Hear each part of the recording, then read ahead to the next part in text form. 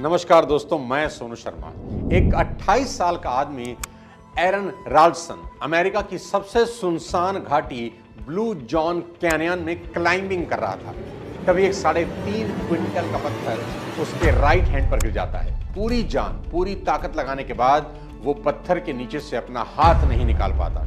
एरन चीखते रहे, चिल्लाते रहे, हाथ को पत्थर के नीचे से निकालने की नाकाम कोशिश करते रहे, पर कुछ हासिल नहीं हुआ।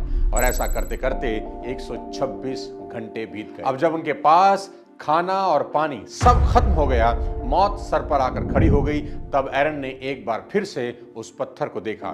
पर इस बार उनकी नजर पत्थर पर नहीं बल्कि अपने राइट हैंड पर गई। उन्हें एहसास हुआ कि उन्हें पत्थर ने नहीं बल्कि उन्हें उनके अपने हाथ ने रोक रखा। और फिर उस लम्हे में एरन ने एक बड़ा ही अजीब फैसला किया। वो अपने बैग से पॉकेट नाइफ निकालते हैं और 1 घंटे तक दर्द और तकलीफ की इंतहा सहकर अपने हाथ को काट कर अलग करके उस पत्थर की कैद से आजाद हो जाते हैं।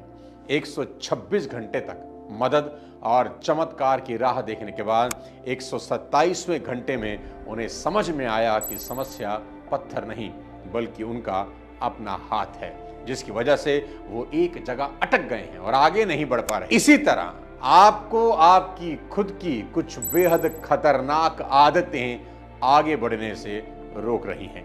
इन आदतों ने सालों से आपको वहीं रोके रखा है। आज उन्हें अपने से काट कर अलग करने का वक्त आ गया है। आज के इस बेहद कमाल के वीडियो में मैं आपको आपकी ऐसी 5 आदतों के बारे में बताने जा रहा हूं जिन्होंने आपको आगे बढ़ने से रोक रखा है, आपकी हैंड ब्रेक लगा रखी है।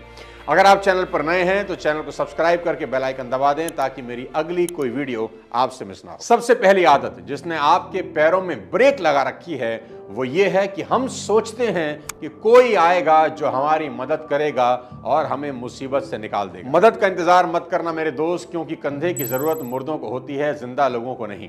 जो जिंदा हैं वो रेंगते हुए सही पर चलते रहते हैं।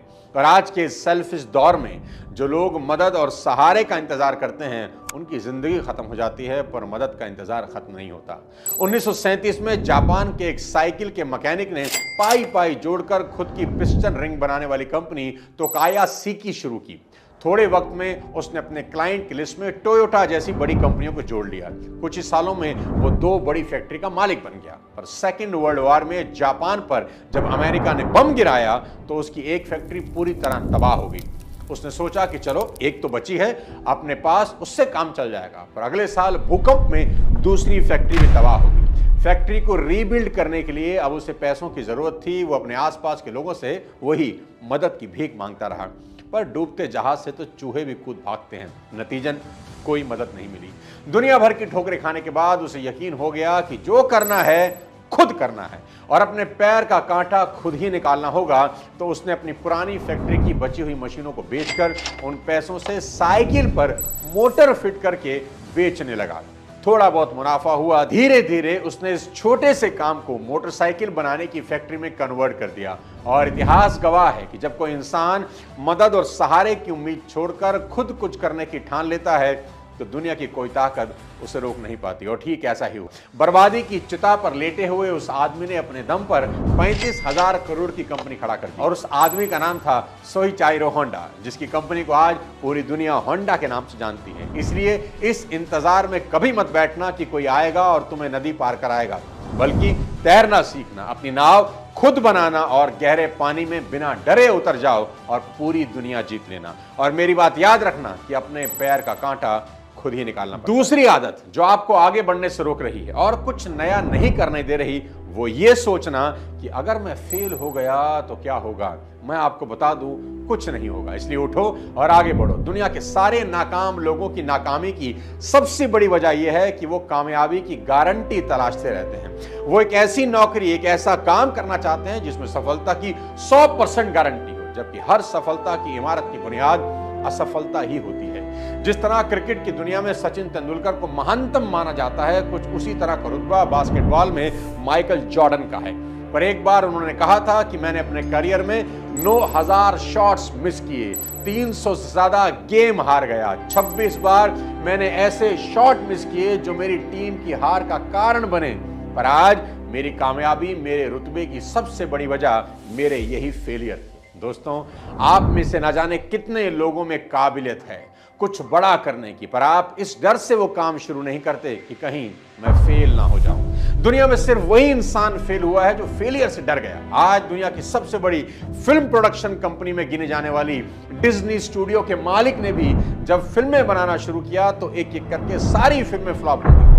स्टीव जॉब्स को तो उनकी खुद की बनाई कंपनी एप्पल से धक्के मारकर बाहर निकाल दिया गया और जब वापस बुलाया गया तो एप्पल के चीथड़े उड़े हुए थे। उन्होंने तो कोई गारंटी नहीं मांगी कि एप्पल के सक्सेस होने की गारंटी दो तभी वापस ज्वाइन करूंगा, बल्कि स्टीव जॉब्स तो बस लग गए एप्पल को सक्सेसफुल बनाने में और अपने जुनून और मेहनत से उन्होंने न सिर्फ एप्पल को रीबिल्ड किया बल्कि कुछ सालों में ही घाटे की कंपनी को दुनिया की सबसे वैल्यूएबल कंपनी बना दिया। इसलिए साथियों, कभी फेल होने का सोचकर अपने कदम पीछे मत खींचना, क्योंकि फेलियर ही दुनिया का सबसे महंगा लेकिन सबसे जरूरी सबक होता है। इसलिए डरो मत, बस कर जाओ, क्योंकि इंसान कभी हारता नहीं, या तो जीतता है या फिर सीखता है। तीसरी गलत मेंटेलिटी जो इंसान को आगे बढ़ने से रोकती है, उसका यह सोचना कि मुझसे हो नहीं पाएगा, मेरे में कहां इतनी कैपेबिलिटी है।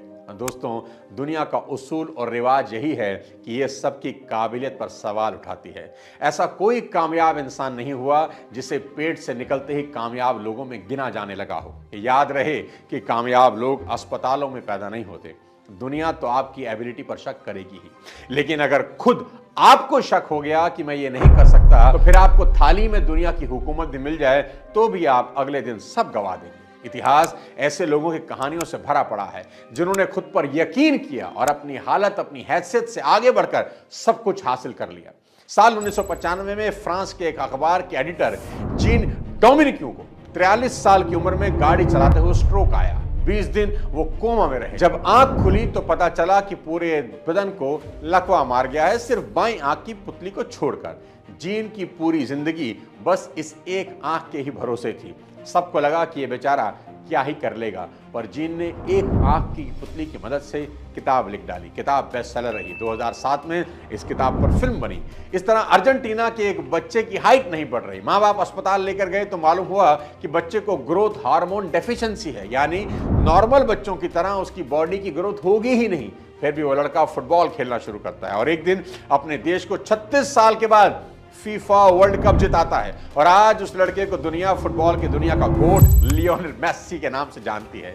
चाहे जीन हो या मेस्सी, दोनों को खुद पर भरोसा था, भले दुनिया कुछ भी सोच रही थी, और उस भरोसे की ताकत की वजह से आज पूरी दुनिया को उनकी काबिलियत माननी पड़ी। क्योंकि आपकी काबिलियत तब तक कोई नहीं मानेगा जब तक आप मनवा नहीं लेते। इसलिए यह कहने की बजाय मुझसे नहीं होगा, खुद से यह पूछना शुरू करो कि मुझसे क्यों नहीं होगा। आप अपनी जिंदगी का ही नहीं, दुनिया का भी इतिहास बदल कर रखते हैं। चौथी गलत मेंटेलिटी जो हमको बांधे हुए है वो ये सोचना कि अगर आज तक सफल नहीं हुए तो अब कैसे हो जाएंगे, अब तो समय चला गया, अब तो वक्त बीत गया। कितने भी नाकाम लोग हों, सबकी जिंदगी में देर सबेर सहे एक लाइफ चेंजिंग अपॉर्चुनिटी जरूर आती है, पर सब एक कॉमन मिस्टेक करते हैं। अक्सर वो ये सोचकर कोशिश छोड़ देते हैं कि अब क्या फायदा, अब तो बहुत देर हो गई, अब तो हो ही नहीं सकता। जबकि मेहनत का बीज पेड़ बनने में समय भले ही ले, व्यर्थ कभी नहीं जाता। मुंबई का एक तेज गेंदबाज का सपना था कि वो भारत के लिए खेलें, पर 20 साल तक क्लब क्रिकेट खेलने के बाद भी नेशनल छोड़िए महाराष्ट्र की स्टेट टीम में भी जगह नहीं मिली। मजबूरन नौकरी करने लगा, पर क्रिकेट के लिए उसके सीने में प्यार जिंदा था, इसलिए क्लब के लिए खेलना नहीं छोड़ा। पर जब उम्र ज्यादा हो गई तो शरीर ने जवाब दिया, इसलिए मजबूरन उसे तेज गेंदबाजी छोड़कर स्पिन गेंदबाजी शुरू करनी पड़ी।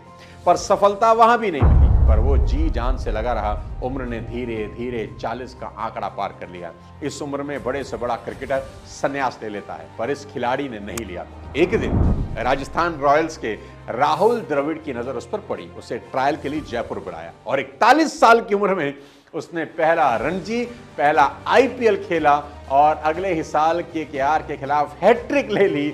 और उसकी कहानी इतनी इंस्पिरेशनल थी कि उस पर एक फिल्म भी बनी। उस इंसान का नाम है प्रवीण तांबे।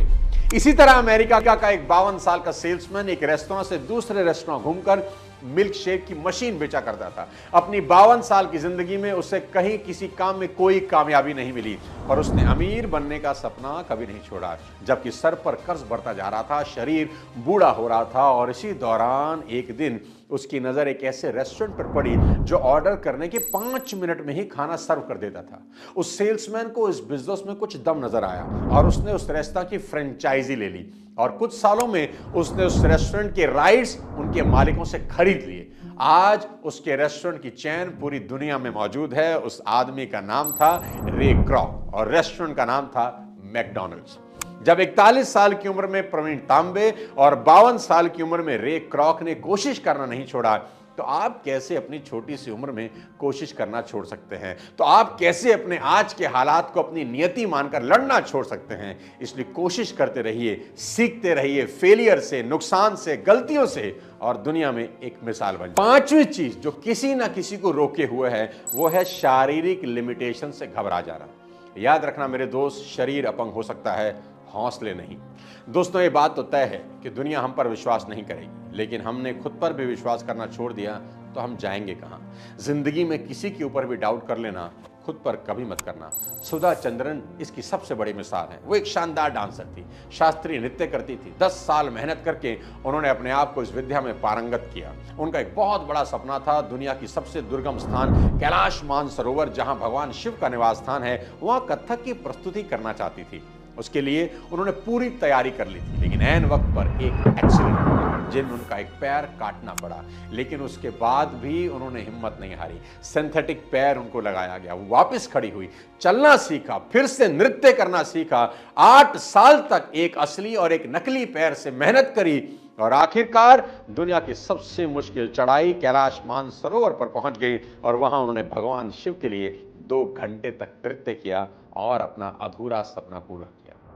आज बस खुद में ढूंढना है कि कहीं मेरे अंदर ये पांचों मेंटेलिटी दीमक की तरह छिपकर तो नहीं बैठी, और इनमें से कोई भी अगर आपको दिख जाए, मिल जाए, उसे जड़ से उखाड़ कर खत्म कर दीजिए। याद रखना, कोई भी लक्ष्य इंसान के संघर्ष से बड़ा नहीं, हारा वही जो लड़ा नहीं। मुझे उम्मीद नहीं बल्कि पूरा यकीन है कि यह साल आपकी जिंदगी का वो 127वां घंटा साबित होगा जो आपको अब तक के 126 घंटे यानी बीते सालों का सारा हिसाब चुकता कर देगा। बस जरूरत है दूसरों में कमियां ढूंढने के बजाय खुद में कमियां ढूंढने की। अगर आपको लगता है कि आप इस साल ये कर सकते हैं तो कमेंट में लिखिए आई विल। जल्दी मिलता हूं किसी और शानदार वीडियो के साथ। तब तक अपने स्वास्थ्य का ध्यान रखिए।